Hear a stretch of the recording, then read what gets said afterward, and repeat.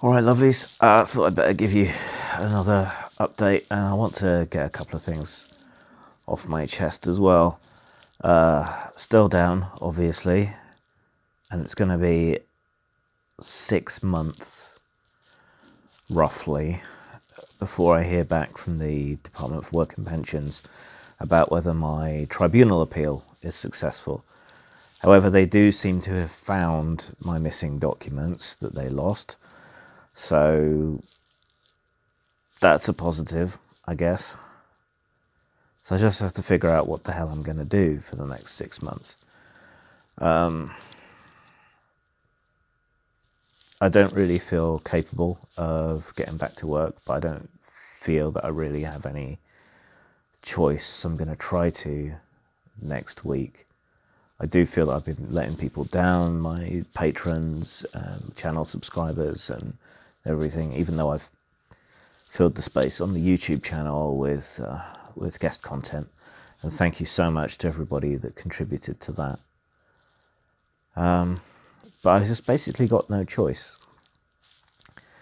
Now, before people say something like that's why we should deny people welfare because it forces them to get off their arse or whatever, I'm not really up to doing anything, and getting back to work in any large degree is likely to either make me worse or prolong this bout of depression. Though since it's been going on for 6 months now, you know, it doesn't make that much difference. So you have to consider it in that context. You know, without help or anything, I'm going to be feeling worse. I'm going to be feeling worse for longer, and there's a good chance of things getting worse. I mean, you consider that on a societal scale, you know, it's an issue. It's not just me being lazy. I can barely work up the energy to get off this couch, quite frankly. I've got new games to play, yeah, things I could be doing, but they're just not that pleasurable, because this fucking disease robs you of the ability to feel pleasure. That's a phenomenon called anhedonia. And that sucks, because all the kind of things you might normally do to cheer yourself up don't have that much of an effect. So that sucks donkey balls. But like I say, I've got no choice, and I have obligations to people, and the renewal of the Gore license is coming up. So I have to get the paperwork done on that. It's nearly the first of the month. I have to do accounts because I owe people royalties and things. You know, there's stuff I can't just let go, and there's stuff that weighs on me that has to be done. And it's just me here. There's nobody else to pick up the slack in my business. So I have no choice, even if it exhausts me for days doing even the most trivial, normal stuff. And the other things weighing on my mind is the weight of the world kind of stuff. It does seem right now as if free expression and internet culture, as I've known it since the mid-90s, is just so completely under attack. In the US, you've got this Foster-Sester Act thing, which is supposed to help sex workers, but does anything but. It's sold as being something that's going to help fight and tackle problems with sex trafficking. But sex trafficking is it's a euphemism for sex work, and this is going to hurt a lot of sex workers. Yeah, it's bitterly ironic that this act that is supposed to help people who are being trafficked is just going to end up hurting sex workers, hurting women, when it's supposed to be protecting women. It's just weird that we grant this special status to sex trafficking that we don't to trafficking workers in other regards, agricultural and otherwise, which are often de facto slave labour. It's just weird. And this is going to make things a lot more unsafe for all sorts of sex workers, as well as impacting on things as it already has, like Craigslist's personal section.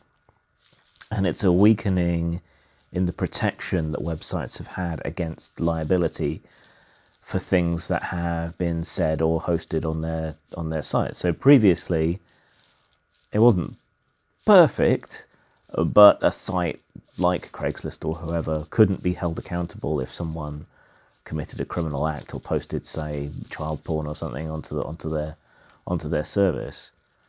They still were tasked with policing it in a timely manner, but they couldn't be held accountable for the fact that it was on there. And this weakens that, and that has a massive potential negative impact on online speech in a far broader context. It sets a terrible precedent. So, these things don't only affect pornography or sex workers or whatever else. They affect all of us. It's hard to sell protections for porn and sex work to people. Lots of people are a bit shy of it, even though they're hypocrites, as we know from the Pornhub statistics and so on. But they put on a public face, and it's hard to say, that people should have these rights to express their sexuality or to sell their bodies, even though whenever any of us work, we're selling our bodies and minds. It's just a total lack of consistency when it comes to these things. I don't pretend to understand it. In the UK, the porn ban has been deferred for a while. This is where you're going to have to provide ID to access content online, and as much as anyone says they're going to protect this information and data, there's bound to be leaks at some point. And the people behind Pornhub and so on are the ones that stand to make a huge amount of money off this. And yet, weirdly, at the same time, we have problems with corporate censorship on YouTube in particular, now banning gun channels from talking about things, and showing off, firing the guns. Even historical channels and things have been taken down. Now, I'm against guns, but it seems to me that this is all legal content that should be allowed, particularly on an American owned platform as YouTube is. There doesn't seem to me to be any reasonable rationale for this, just as there was no reasonable rationale for removing the Confederate flag and games that included the Confederate flag, like Civil War games, from online stores, and so as happened during that previous fest, or stopping reruns of the Dukes of Hazzard for the same reason. None of that made any sense to me. It's easy enough to sort of piggyback on hysteria and moral panics, or current cause célèbres, such as Confederate flags or such as guns, and they make wonderful excuses for censorship, like with the issues with adult workers, sex workers, and so on, and human trafficking. No one wants to be seen to be standing up for human trafficking, even if that's not what they're doing, and that's how they sell this censorship and control. It's tricky. And in the case of YouTube, they say it's the advertisers, but that doesn't hold up to scrutiny, because you look at cable, satellite, terrestrial television, and you look at the adverts and the programs that they appear next to, and it's things like the news or edgy comedy shows or whatever, showing content far worse than most people present on their YouTube channels, and yet there's no similar such reticence from advertisers to place advertisements there. There's something else that doesn't make any sense, but it does again make a convenient excuse. And then you get to the issue of Dankula, and it's massively disappointing to see that so many comedians aren't speaking up about this, and many of them are on entirely the wrong side, even ones who've made Nazi jokes or whatever themselves in the past. I'm thinking of Graham Linehan in particular. All that stuff weighs on me, because it just seems like we're losing constantly. We've got misuse of terrorism laws to keep, admittedly, far-right people who I violently disagree with out of the country, but they should have a right to speak. They shouldn't be barred, and the law shouldn't be abused in that way. The comedy establishment is refusing to stand up for for Dankula, people seem to be okay with all this shit happening. I don't think they understand the implications, and I don't think the government, who are supposed to be, well, governments in this case, who are supposed to be experts and are supposed to lead in some ways, they just seem to be going wherever the populist flow seems to point, rather than leading or using their own brains at all.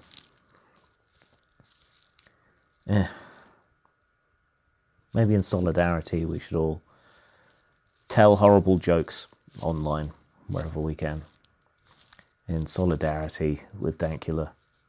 So here's mine for today. You've got to feel sorry for how marginalised and left out paedophiles feel, but you've got to admit they have a hard time fitting in. Zang.